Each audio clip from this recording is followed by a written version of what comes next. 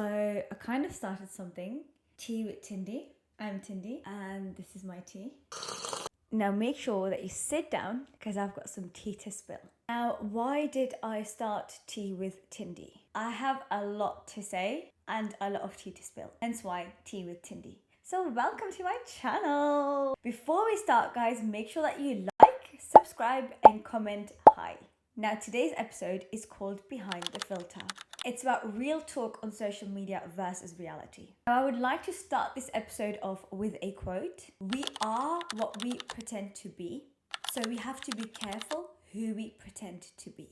Now, why I like this quote is it has a positive and kind of like a negative side as well. Now, the positive side is when you want to be someone or something, I would always encourage to start behaving like that person. For example, if you want to be a person that is an influencer, start acting like an influencer, start posting, all of that. So act like who you want to be. Now, there is a darker side as well. And what I mean by that is I'm talking more about the filters, the masks, the real-time filters and masks. A Snapchat filter, if you keep using that every time, you slowly believe that you look like that, but you actually don't.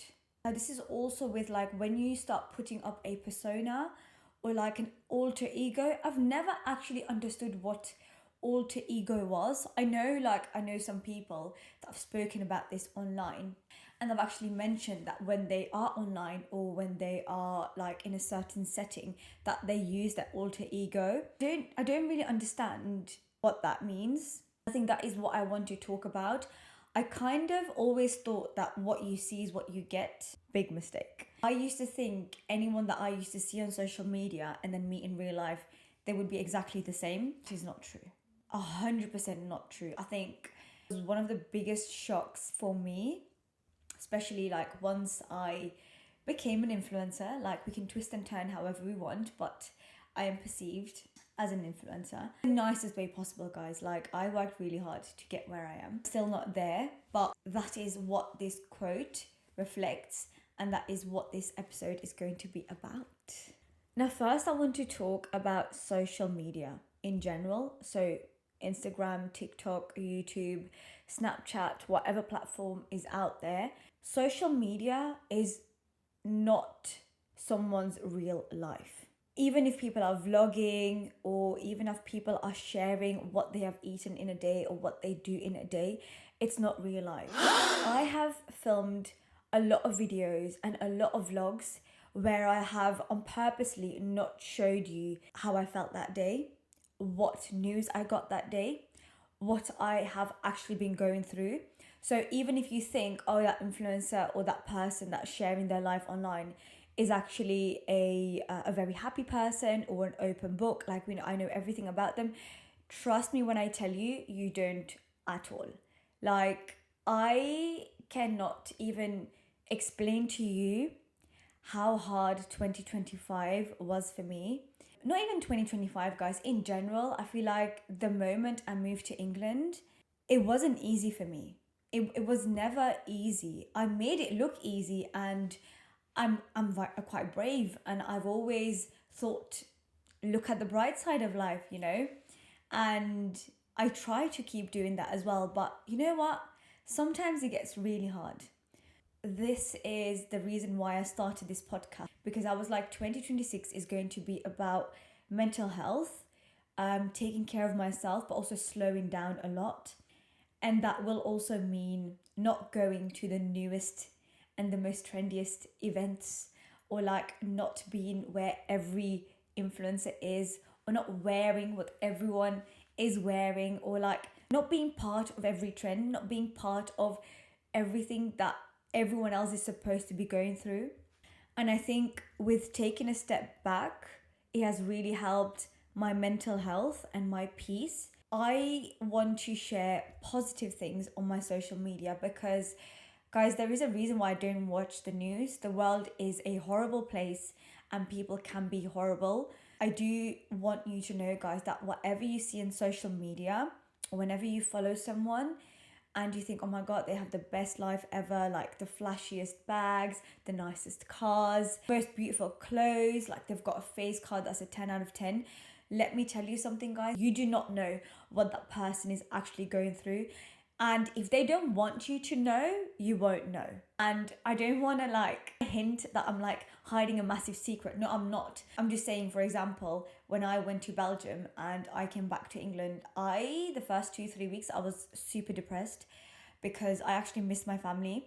And even though I have my life in England and I've built up this beautiful life for myself, like touch wood, like waheguru di made I have, that does mean that I have to stay away from my siblings and my parents and everything that I have actually grown up around, if that makes sense. I know it has been said so many times on social media before, but just please do not compare yourself with anyone that is sharing their life online. Even if they're sharing how beautiful their life is, they probably worked double as hard for that as well. Let this be your reminder. The second thing I want to talk about is like how kind of social media has dehumanized content creators or influencers. We are, and I mean this in like the kindest way possible, we are just a number to brands. We are not a person, we are a potential for their brand and what we can bring. And as fast as they will sign us on for something, that's how fast they will sign us off as well if we're not performing. Now, this can be to a lot of things. Like, we are people, like things happen in life, like family situations, just things in general, like happen.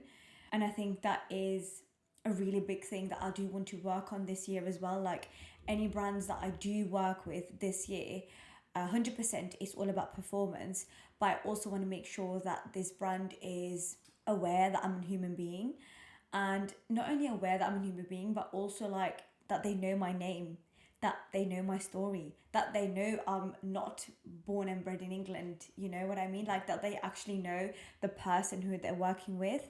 And this is also something that I do in my business. The girls that I work with in my team, like I know who those girls are, what their backgrounds are. They can always give me a call and let me know, like, for example, I won't be able to do A or B today because of, you know, the kids or anything. Like, no one really understands how messed up it is and how much it actually affects your mental health. Because if I take a week off of posting, do you know what that does to my online presence? If I don't post for a week, guys, I'm actually saying 7 days, my engagement will like literally drop like this. People will forget about me straight away. You have to be relevant as much as possible. You have to be relatable. You have to show up every day. Like, guys, I'm not joking. You have to show up every day. It's all about discipline. It's all about consistency. And it's not about like, I don't really feel like that today. Social media is cruel and dehumanizing. I don't want you to come on here and be like, oh, you're saying that, but you're still posting every day, blah. Yeah, I am very grateful for what social media has given me. This episode is not about me complaining that I have an online presence or complaining that I have become an influencer. I am just putting out some facts that I know is relatable for a lot of creators and a lot of people that actually have been doing social media for a while. I don't want to say that I don't want to be on social media anymore. What I'm trying to say with this episode is that I want to be seen as a person rather than as a number, if that makes sense.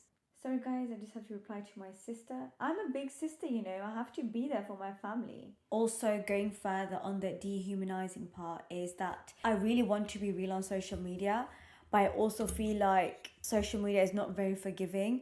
So there have been moments that my heart has been broken, or that I've lost like a lot of things, like I've lost a job, or like I've lost clients, or that I was actually rock bottom mentally and I just didn't know, should I share this or not? I'm not really scared to be judged, if that makes sense. Like, if that was a thing, I don't think I would be on social media. But I am scared for hate. Because we are humans, we all make mistakes.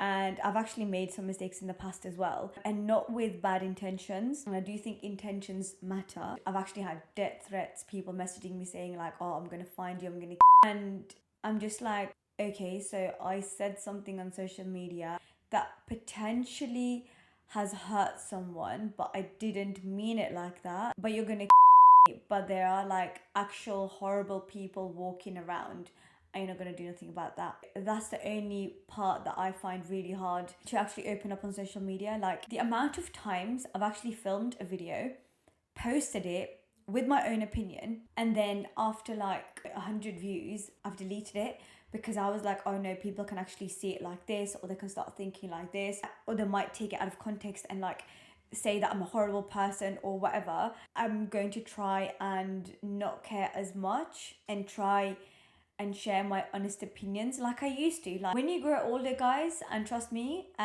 you do care more and you will share less. Whilst when I was like very young, early 20s, I didn't really care. I was like, oh, okay, if you've got an opinion, that's your opinion. I don't care, mate. I try and see everyone's perspective. Sometimes that isn't good, like overthinking is so bad.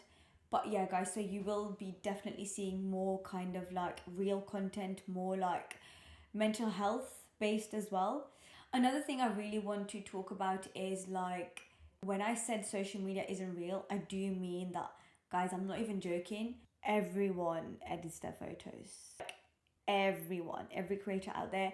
I will be very honest, I try and not edit as much. I'll be very, very honest. I don't like to use filters on stories when I post a photo on Instagram. I don't like to use filters. Even on TikTok when filming, I don't like to use a filter. If I have a pimple that day, it is what it is. If I have wrinkles that day, it is what it is. If you can see my dark circles a lot that day, it is what it is. I'm trying to be as real as possible. Now, I'm not gonna lie and sit here and say I've never used a filter, because that's not true. I have, 100% I have. Try not to. Please do not compare your skin with someone that has a huge following or that has the time and capacity and the money or even the contacts to actually get skin treatments that they need to get done or buy the products that they need. Trust me when I tell you, I do a lot to make sure that I look presentable. I do Pilates, I go to the gym, I have like every 2 months I've got facials, I get my hair done every 8 weeks. So guys, there is a lot of things that we do to maintain our image. Just don't compare yourself to a photo online, especially with AI now, guys. AI is crazy. Like I've seen some crazy things. Like it's actually mind-blowing. Now this is going to be for a different episode, but I do want to like slightly touch on the fact that if you have been following me, you know that I've lost a lot of weight. Now I'll be very honest, the reason why I did that was because I knew I wanted to keep working as a content creator. I did not feel comfortable in videos. I did not feel comfortable in photos. I felt like I didn't look like myself. So I did take a massive step back on social media. I think it was about 9 months, and I fully focused on like getting healthy, like losing the weight, making sure that I'm going to the gym, making sure that I'm taking care of myself. And obviously I did that because I love myself and I was turning 30 as well. And I did think like, I don't even have kids yet. I would love to have kids. I need to make sure I'm the healthiest possible, but also to make sure that I look good on camera and that I feel like I look good and I actually feel confident.